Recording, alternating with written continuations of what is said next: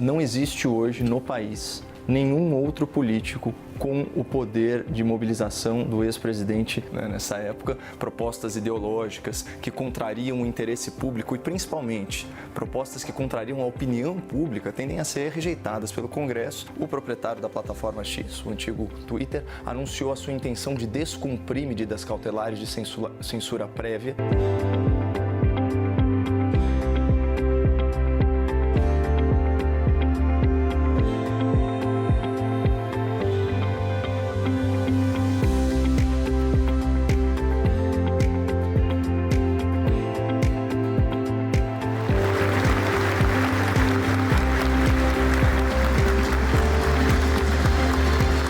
Fechar a sexta-feira de palestras na Oeste Rural Show em Pontes Lacerda, Caio Coppola esteve presente no palco principal do Oeste Rural Show e ministrou uma palestra fundamental.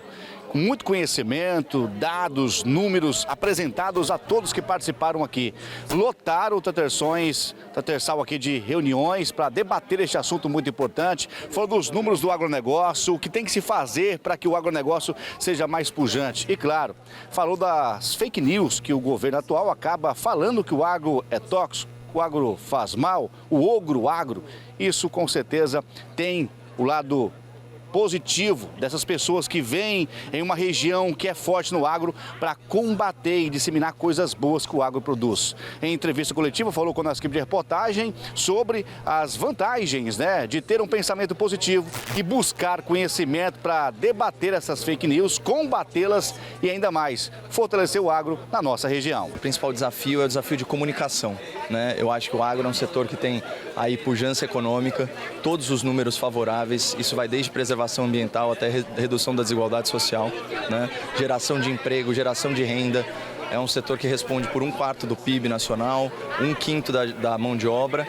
Ainda assim, é um setor que é vilanizado, né, perante a opinião pública, nas mídias de comunicação de massa, por influenciadores, por jornalistas, até por políticos que deveriam reconhecer a agricultura brasileira como uma vocação nacional.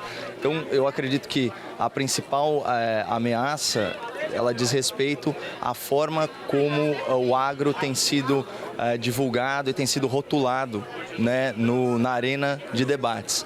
E o trabalho é um trabalho de formiga, né, como se diz, ele é paulatino e ele é de passo em passo, que é trazer a verdade, né, para as pessoas e mostrar a verdadeira realidade em relação a pautas como o ambientalismo, demarcação de terras para povos nativos, defensivos agrícolas e, enfim, toda a questão que contrapõe o protecionismo de algumas nações, né, com a produção brasileira e aí o uso do discurso ambiental para, de repente, frear o nosso desenvolvimento sustentável. A gente, infelizmente, tem que conviver com um governo que se sente à vontade para usar expressões pejorativas como ogronegócio, né?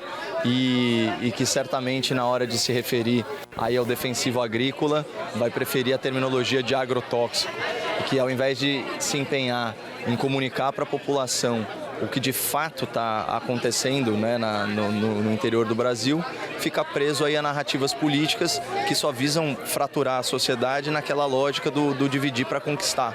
Então, acho que a ideia geral de algumas forças políticas é tentar rotular o produtor rural como se fosse um capitalista malvadão do campo, disposto a envenenar a sociedade em troca de lucros maiores e de especulação de terra e latifúndio, e a realidade é muito distinta disso, né? O produtor rural brasileiro hoje é o maior aliado na proteção do meio ambiente. Quando a gente pega aí os dados oficiais, são 6 milhões de propriedades rurais e 49% dessa área em propriedade particular é de vegetação intocada.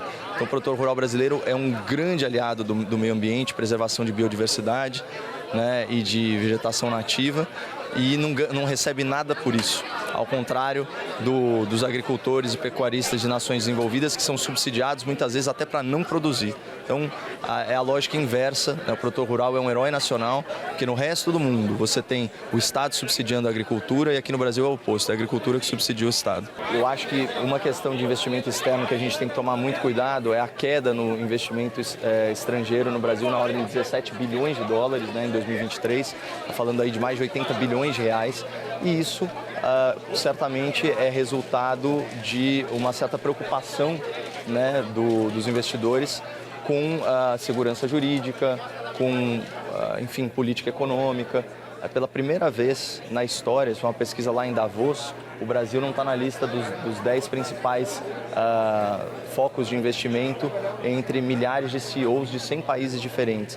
Então, isso mostra que a gente está, infelizmente, em âmbito econômico, andando para trás, mas isso talvez seja fruto de uma mentalidade econômica reacionária que não aceita boas mudanças institucionais que aconteceram no país. E atenção, a programação hoje iria até meio-dia, mas estendeu até às 18 horas, tá? Então você ainda é convidado especial a participar da último dia de festa da Oeste Rural Show aqui em Pontes Lacerda. Os portões estão abertos, venha conferir, visitar os estandes e participar deste mega evento. Agora vai acontecer o leilão e também vai ter os números do leilão solidário em prol ao Hospital de Câncer. Já para você aqui no Transversal de Leilões do Parque de Exposições. Com imagem de Ciro Suê, Ricardo Augusto para a TV Centro-Oeste.